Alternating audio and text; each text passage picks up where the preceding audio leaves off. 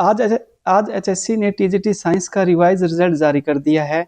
कुछ दिन पहले भी एचएससी ने कुछ सब्जेक्ट का रिवाइज रिजल्ट जारी किया था। लास्ट में हम ये देखेंगे कि पहले जो रिजल्ट रिवाइज जारी किया था और अब किया है, इन दोनों में क्या फ़र्क है और अब ये रिजल्ट रिवाइज क्यों किया गया है। टीजीटी साइंस का रिजल्ट रिवाइज किया गया है।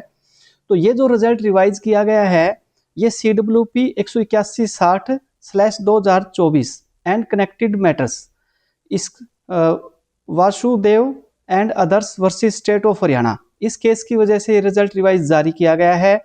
एंड ये कनेक्टेड मैटर्स थे, इसके अंदर जो टोटल जो है वो 15 CWP लगी हुई थी, इनको इकट्ठा सुना गया था और रविंदर मलिक जो है इसके अंदर सीनियर एडवोकेट थे।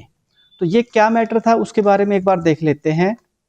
The petitioner herein are applicant for the post of TGT science advertisement against advertisement 2023 and they have been considered ineligible as the combination of subject in their graduation degree of the BSc honors botany, zoology, biotechnology does not meet the request of the essential qualification for the post। ऐसा है कि जो HSC ने जो post निकाली थी TGT science की, उसके अंदर जो एलिजिबिलिटी कंडीशन रखी थी, ये कैंडिडेट जो है उस सब्जेक्ट कम्बिनेशन की वजह से उसको सेटिस्फाई नहीं कर रहे थे, क्योंकि इन कैंडिडेट के पास थी बीएससी ऑनर्स की डिग्री थी और उनकी जो एचएससी ने जो मांग रखी थी वो अलग थी। तो इसलिए इन कैंडिडेट को जो है इनएलिजिबल एचएससी ने कर दिया था, तो इसलिए इन्होंने केस किया था। इसके बाद में क्या हुआ, कोर्ट ने एक इंटरिम ऑर्डर पास किया।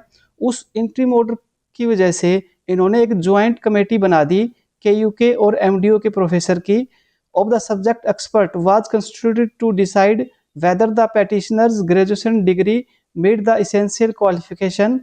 तो इन्होंने एक ज्वाइंट कमेटी बना दी ये डिसाइड करने के लिए कि जो पेटिशनर है वो इसको सेटिस्फाई करते हैं या नहीं करते, वो देखने के लिए। फिर जो है लन state council has submitted that the subject expert reported dated 10/3/2026 has been received from the university. तो ये जो स्टेट की तरफ से जो काउंसिल होते हैं वो ये कहते हैं कि जो हमने कमेटी बनाई थी उसकी रिपोर्ट जो है वो 10/3/2026 को आ गई है। As per the report all the petitioner have been considered eligible. जितने भी सारे जो कैंडिडेट थे, जो पेटिशनर थे इसके अंदर, वो एलिजिबल है for the post in question on the basis of their degree. तो वो एलिजिबल सारे के सारे उस कमेटी ने कर दिए। यहाँ पर सीरियल नंबर 1 से लेकर के 36 तक है, तो इसके अंदर जो टोटल पेटिशनर है वो 36 हो सकते हैं। तो फिर यहाँ पर जो कोर्ट है वो एक ऑर्डर पास करता है, respondents to consider the petitioner eligible for the post in question and offer them appointments as per merit. तो रेस्पोंडेंट जो है यहाँ पर जो स्टेट है, जो पेटिशनर को एलिजिबल है तो उनको ऑफर लेटर दे, subject to fulfil their other request condition. अगर वो दूसरी कंडीशन को सेटिस्फाई करते हैं तो notionally with the effect from the date other candidate pursuant to the advertisement in question have been appointed. जो दूसरे कैंडिडेट जो इसी एडवर्टाइजमेंट के थ्रू जो अपॉइंट हुए थे और जो अब जो कैंडिडेट अपॉइंट होंगे उनको नोशनली बेनिफिट दिया जाए। नोशनली बेनिफिट का मतलब ये हुआ कि पहले जिन कैंडिडेट ने ज्वाइन किया था उनका इंक्रीमेंट लग चुका है, तो ये कैंडिडेट जो अब ज्वाइन करेंगे ये सेम वही सैलरी लेंगे जो पहले जिन्होंने ज्वाइन किया था, वो सेम सैलरी पे ये ज्वाइन करेंगे, इनको नोशनली बेनिफिट मिल जाएगा। This direction shall be end with actual benefit from the date of joining. और एक्चुअल बेनिफिट है इनको डेट ऑफ ज्वाइनिंग से मिलेगा। एक्चुअल बेनिफिट मतलब जो सैलरी है वो तो इनको अभी ज्वाइनिंग से मिलेगी, पर जो एक सैलरी जो है जो पहले जो कैंडिडेट ले रहे थे वही सेम सैलरी इन कैंडिडेट को मिल जाएगी। This direction shall be carried out with in 4 weeks of receiving A certified copy. और जिस दिन ये ऑर्डर पास किया जा रहा है इसके 4 week के अंदर जो है इनको ज्वाइनिंग देनी है। जो ऑर्डर है वो इनको ये कर दिया था। ये जो ऑर्डर पास हुआ था वो 16/3/2026 को हुआ था और त्रिभुवन दहिया जी जो जस्टिस जी है इन्होंने ये पास किया था। तो जो स्टेट को जो है इनको इन्होंने टाइम दिया था 4 weeks का। 4 weeks के अंदर इस ऑर्डर को जो है इम्प्लीमेंट करना है। और ऑर्डर क्या था, इनको ज्वाइनिंग देने का। तो ये ऑर्डर जो है वो 16 मार्च को आ गया था और 4 वीक के अंदर, 4 वीक मतलब 1 महीने के अंदर इन कैंडिडेट को ज्वाइनिंग देनी थी, परंतु इनको ज्वाइनिंग नहीं दी गई। तो यहाँ पर क्या किया इन्होंने, कोर्ट ऑफ कंटेम्प्ट लगा दिया। कोर्ट ऑफ कंटेम्प्ट था 24/16/2026 और इस कोर्ट ऑफ कंटेम्प्ट का फिर जो ऑर्डर है वो आता है 18 मई 2026 को। उस ऑर्डर के अंदर क्या कहते हैं कि रिकमेंडेशन हैज बीन डन। तो रिकमेंडेशन जो हमने भेज दी है, कमीशन बोलता है कि हमने रिकमेंडेशन भेज दी है, would give necessary appointments letter to all the petitioner within a period of 10 days from today. आज से 10 दिन के अंदर हम इनको ज्वाइनिंग लेटर दे देंगे।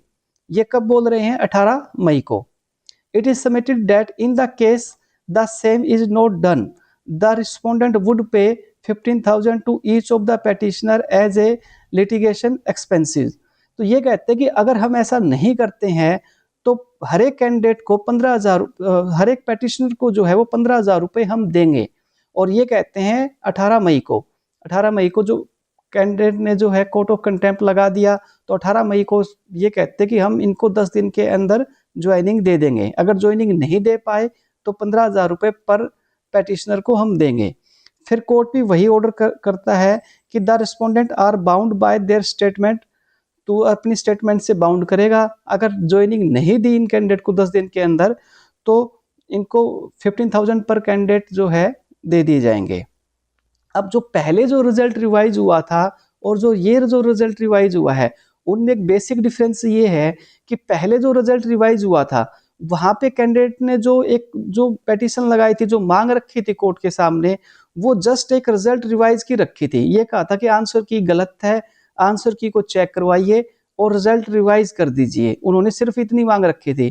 परंतु यहाँ पे सीनियर एडवोकेट भी थे, उन्होंने एक अच्छा दिमाग लगाया कि पहले तो ये मांग रखी कि भैया मेरे कैंडिडेट जो है एलिजिबल है, और साथ में इस चीज को भी ऐड कर दिया, पहला अच्छी चीज कि मेरे कैंडिडेट को नोशनल बेनिफिट दिया जाए, ये चीज, और फिर डेट ऑफ ज्वाइनिंग भी मांगी गई साथ के साथ। तो यहाँ पर जो है इनकी ज्वाइनिंग बहुत जल्दी होगी, बहुत ही जल्दी इनकी ज्वाइनिंग होनी चाहिए। तो यहाँ पे इन्होंने बहुत अच्छा काम किया, नोशनली बेनिफिट भी ले लिया और ज्वाइनिंग भी ले ली। जो पहले जो रिजल्ट रिवाइज हुआ था उसके अंदर ना तो कोई ज्वाइनिंग की बात थी और ना ही नोशनल बेनिफिट की थी। उनको भी नोशनल बेनिफिट मिलेगा, डेफिनेटली मिलेगा, परंतु हो सकता है उसके लिए उन्हें कोर्ट में जाना पड़ जाए। हो सकता है अपने आप भी दे दे, बाकी मुश्किल होता है अपने आप, उनको कोर्ट के अंदर पेटिशन लगानी पड़ सकती है। और जो पहले वाले कैंडिडेट है वो कोर्ट ऑफ कंटेम्प्ट नहीं लगा सकते, क्योंकि उन्होंने जो मांग की थी वो कोर्ट ने रिजल्ट रिवाइज की, वो रिजल्ट रिवाइज कर दिया। ज्वाइनिंग की उन्होंने मांग ही नहीं की थी। इन कैंडिडेट ने सही किया, इनके एडवोकेट ने, कि ये कहा कि मेरे कैंडिडेट एलिजिबल भी है और इनको ज्वाइनिंग भी दी जाए। तो मैं ये कह सकता हूँ कि अब जो टीजीटी साइंस की ज्वाइनिंग है वो बहुत ही जल्द होगी, विद इन ए वीक भी हो सकती है, बहुत जल्द होनी चाहिए, क्योंकि पहले से ही लेट है। ये 10 डेज 18 मई को मांगे थे, इनकी ज्वाइनिंग बहुत जल्दी हो सकती है। ये इस केस के अंदर सिर्फ 36 ही पेटिशनर थे, तो मुझे नहीं लगता कि कोई कैंडिडेट बाहर भी हुआ होगा। और जो कैंडिडेट कोई अगर बाहर हुआ तो उसके लिए कोर्ट ने इस केस के अंदर भी कुछ भी नहीं कहा है। और जो पहले रिजल्ट रिवाइज हुआ था, जो कैंडिडेट अपनी ज्वाइनिंग का वेट कर रहे हैं, उनके पास भी एक अच्छा मौका है। इन कैंडिडेट की ज्वाइनिंग होगी तो इनके साथ में रिक्वेस्ट करें कि हमें इनके साथ में ज्वाइनिंग दे दी जाए, तो हो सकता है इनके साथ में इनकी भी ज्वाइनिंग हो जाए। इनको भी अपनी मांग रखनी चाहिए। अगर आपको वीडियो पसंद आई हो तो लाइक, शेयर और चैनल को सब्सक्राइब कीजिएगा। धन्यवाद।